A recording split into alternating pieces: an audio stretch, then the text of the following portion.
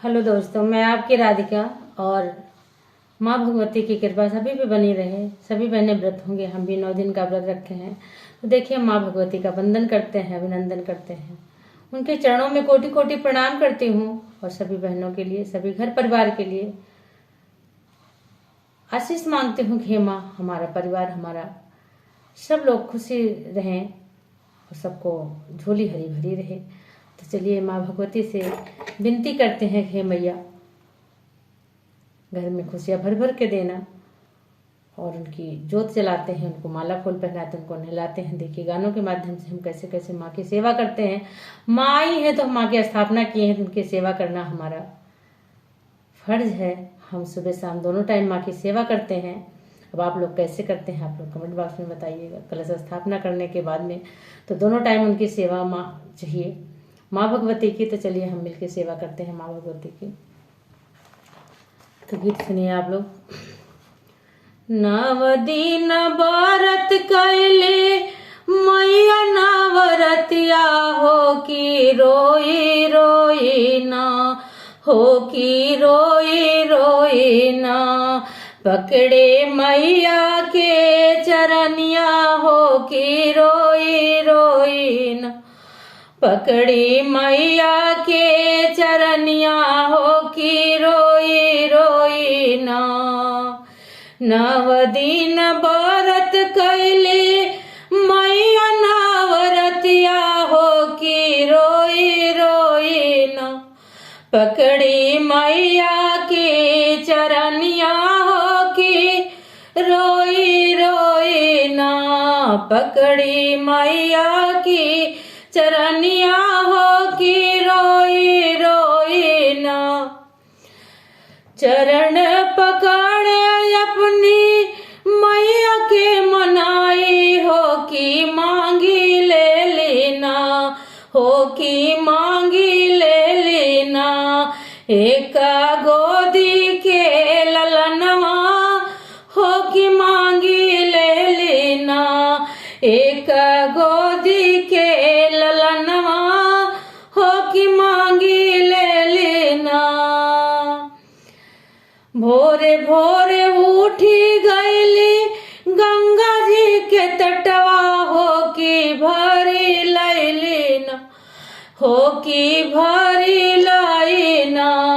एक सुंदर घायलवा, हो की भरी लाई ना। एक सुंदर घायलवा, हो की भरी लाई ना। घायला लियाई अपने मैया के चरण पखारी, हो की मांगी ले लेना, हो की मांगी ले लेना। एक गोदिया के ललनवा, हो की मांगी ले लेना। एक गोदिया में ललनवा, हो की मांगी ले लेना। नव दिन व्रत कैले मैया की नौरतिया, हो की रोई रोई ना, हो की रोई रोई ना। पकड़ी मैया की चरनिया, हो की रोई रोई ना। पकड़ी मैया की चरनिया, हो की रोई रोई ना। चरण पकड़े अपनी मैया के मनाई, हो की मांगी ले लेना, हो की मांगी ले लेना। एक गोदिया के ललनवा, हो की मांगी ले लेना। एक गोदिया के ललनवा, हो की मांगी ले लेना। भोरे भोरे उठी गई मालिया के घरवा, हो की ले आई ना, हो की ले आई ना। सुंदर अड़वल के हरवा, हो की ले आई ना। हो सुंदर अड़वल के हरवा, हो कि ले आए ना। हर वाले आए अपनी मैया के पहनाए हो कि माहर माहर ना, हो कि माहर माहर ना। महके पूरा ये भावनवा हो कि माहर माहर ना। गमकै पूरा ये भावनवा हो कि माहर माहर ना। नव दिन व्रत कैली मैया नवरतिया हो कि रोई रोई ना। पकड़ी मैया की चरनिया हो कि रोई रोई ना। पकड़ी मैया की चरनिया हो कि रोई रोई ना। भोरही के उठी गईली कोरा घर गईली हो कि ले आई ना, हो कि ले आई ना। कोरा कोरा एक घड़िलवा हो कि ले आई ना। कोरा कोरा एक घड़िलवा हो कि ले आई ना। घड़ी लाली आई हो के कलसा बनाई हो लगाई देली ना।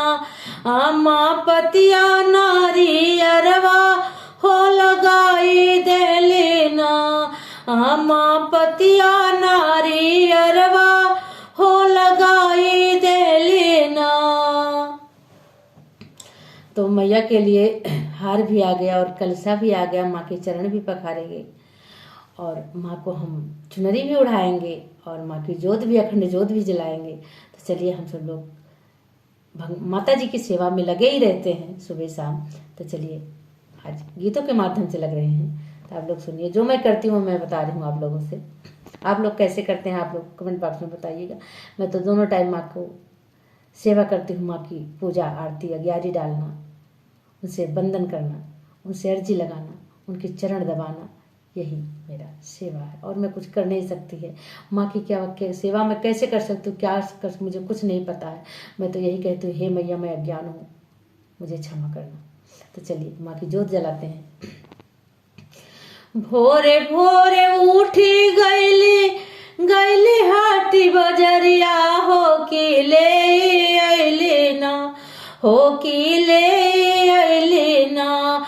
मैया लाली पीली चुनरिया हो कि ले अइली ना। मैया की लाली पीली चुनरिया हो कि ले अइली ना। चुनरी लियाई अपनी मैया के ओढ़ाई हो कि सुंदर लगले ना, हो कि सुंदर लगले ना। हमारी मैया महातरिया हो कि सुंदर लगले ना। हमारी मैया महातरिया हो कि सुंदर लगले ना। नव दिन व्रत कैली मैया नवरतिया हो कि रोई रोई ना। अपनी मैया के मनौली हो कि रोई रोई ना। अपनी मैया से बतौली हो कि रोई रोई ना। सुबह भोरे भोरे उठ के गईली ग्वालिनी के घरवा हो कि ले अइली ना। गैया घिया नायो बतिया हो कि ले अइली ना। गैया के घेनाया वो बतिया हो कि ले अइली ना।